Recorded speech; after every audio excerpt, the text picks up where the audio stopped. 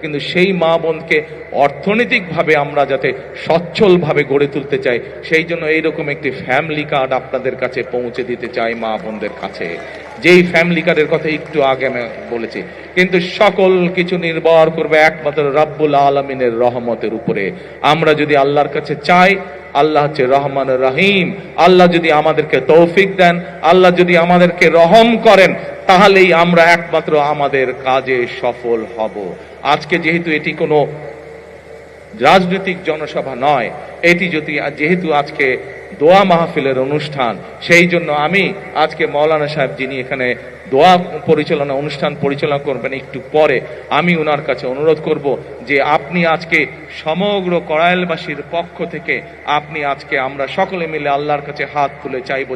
যে কথাগুলো আমি আপনাদের সামনে তুলে ধরলাম, আমার যেই চিন্তার কথাগুলো আপনাদের সামনে তুলে ধরলাম, আমার যেই পরিকল্পনার কথাগুলো আপনাদের সামনে তুলে ধরলাম, সেগুলো যাতে বাস্তবায়ন করতে পারি, সেই তৌফিক যাতে আল্লাহ তাআলা